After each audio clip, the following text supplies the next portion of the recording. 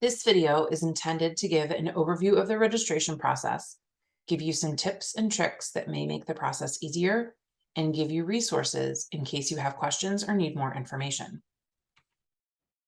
The registration process consists of 4 steps: advising, registration, optimization and petitioning, and add/drop. During the advising period, you'll review the schedule of courses to find out what's being offered next semester, check your degree audit, and meet with your advisors to discuss your plans. Your advisor will lift your advisor hold after your meeting so that you can register, and it's a good idea to check for other registration holds in Garnet Gateway at this point. We'll go over how to do that later in the video. Registration typically opens on Saturday and closes Friday at 4 p.m. During this week, you can register for your ideal schedule up to 4.5 credits. This round of registration is not first come, first served, so you can register anytime during the week without penalty. If you don't register for anything during this week, you won't be able to register at all until add/drop opens. The system doesn't check course capacities during this week, so you can add a course even if it appears to be full. If a course has more registrations than its limit, it will go through optimization and petitioning after registration closes. If you don't meet a course's requirements, like you haven't taken the prerequisite or there's a class restriction, you can request an override from the instructor, but instructors aren't obligated to grant overrides to students who don't meet the requirements for their course. It's really important to know that this round of registration is not final. So when you receive the notification that the registration results have been released, you should go into Garnet Gateway to check your schedule and see what you got into. If a course has more students trying to get in than its limit after registration closes, a program called Optimization randomly selects students to be registered for the course. If you aren't selected via Optimization, we'll change the status of the course to eligible to petition, and you can submit a petition to the instructor requesting entry to the 1 or 2 remaining seats. Instructors review submitted petitions and select students to be registered. If your petition is selected, the registrar's office will register you for the course and your status will change from eligible to petition to registered. If your status for a course doesn't show as registered prior to add/drop, you are not registered for the course. Add/drop is first come, first served, and course capacities are enforced. Registration is on a space available basis, so if there are no seats remaining in a course that you'd like to take, you'll either need to wait for someone to drop so that a space opens up, or you'll need to pick something else. If you didn't get into one of your first choice courses earlier in the process, you can add a different course during add/drop. If you've changed your mind about something that you added earlier in the process, you can drop it at this time, and you can also add up to 5.5 credits during the add/drop period. Winter 2023 registration starts with the schedule of courses being released on October 31st. At this point, you can start to meet with your advisor.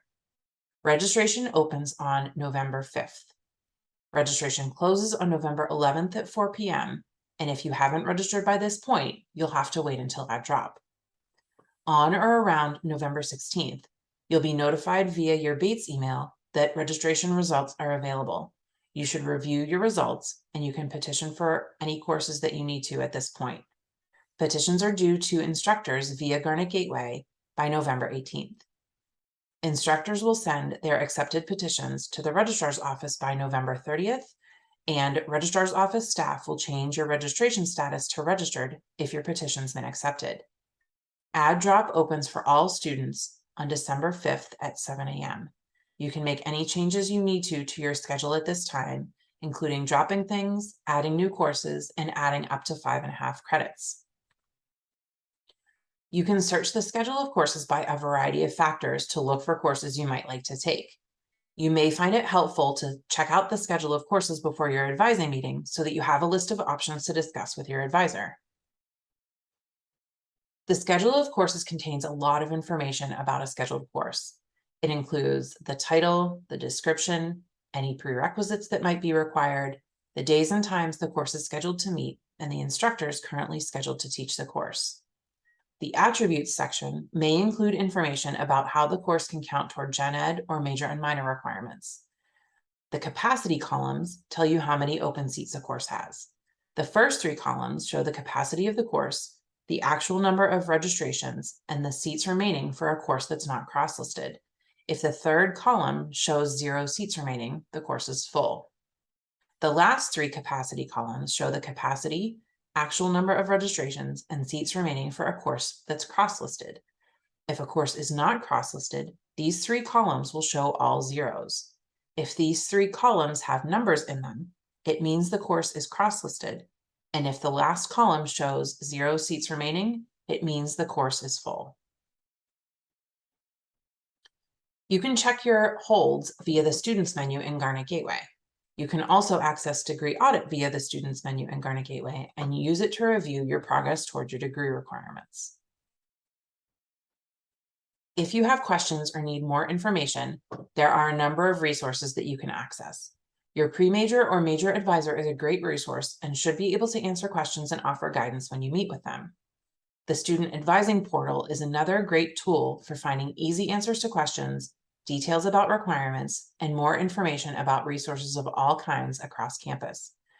The registrar's office can be reached via email at registrar@bates.edu or by phone at 207-755-5949.